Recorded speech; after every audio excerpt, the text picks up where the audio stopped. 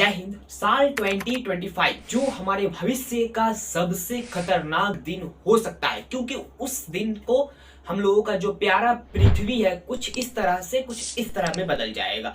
उस समय हम लोगों का नामो निशान मिट जाएगा, यानी जैसे डायनासोर का सिविलाइजेशन एक एस्ट्रॉइड की वजह से खत्म हो गया था, उसी तरह ह्यूमन सिविलाइजेशन सन की वजह से ही खत्म हो जाएगा, जो एक सोर्स ऑफ एनर्जी है ह्यूमन के लिए। वही सन जो जिसकी वजह से प्लांट फूड बनाते हैं, जिसकी वजह से हम लोगों को विटामिन डी मिलता है, वही सन हमारे सिविलाइजेशन को खत्म कर देगा। तो आइए जानते हैं आज के इस वीडियो में कैसे हम लोगों को सन खत्म करेगा और क्या क्या होने वाला है और इसका कोई इलाज है या भी नहीं। नासा के अकॉर्डिंग साल 2025 में होने वाला है अब तक का सबसे बड़ा सोलर फ्लेयर्स, जो सन से इमिट होकर अर्थ को कोलाइड करेगा, जिसकी वजह से हमारी ये प्यारी सी पृथ्वी खत्म हो सकती है। इस सोलर फ्लेयर्स की वजह से हमारा जो जीपीएस सिस्टम यानी ग्लोबल पोजिशनिंग सिस्टम है ना, वो भी काम करना बंद कर देगा। मोबाइल का जो सिग्नल इधर से उधर जाता है वो भी नहीं जा पाएगा। इसके वजह से बहुत सारे इलेक्ट्रॉनिक डिवाइसेस काम करना बंद कर देंगे और ऑटोमेटिकली काम करने लगेंगे।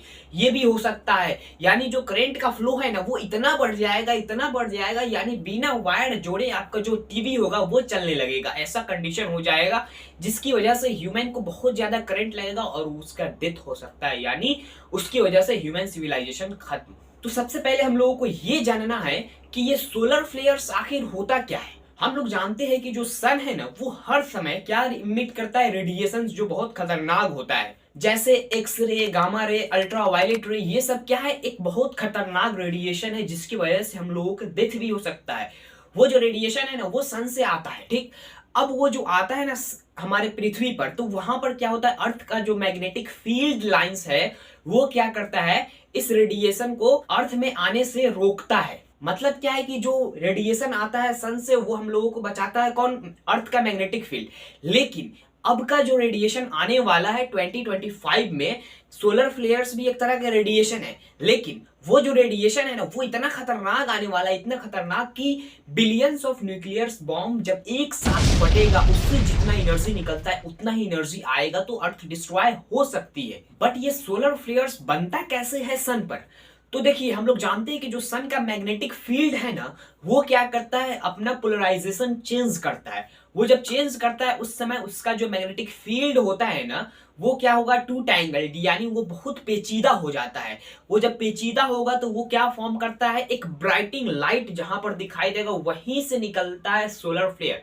और वो जो सोलर फ्लेयर्स है ना जिस पॉइंट पर फॉर्म होता है उस पॉइंट पर आप लोगों को डार्क टाइप दिखाई देगा, जिसको आप लोग बेसिक टेलीस्कोप की मदद से भी देख सकते हैं। अब वो जो डार्क पॉइंट है उसको हम लोग बोलते हैं सन स्पॉट। अभी जो सोलर फ्लेयर निकला है ना, ये सोलर फ्लेयर बहुत ज्यादा स्पीड में निकलता है, यानी लाइट का स्पीड है ना उसको अप्रोच करते हुए निकलता है। और ये जो सोलर फ्लेयर है ना वो हर 11 साल के बाद रिपीट होता है, मतलब कभी ज्यादा निकलेगा तो कभी कम।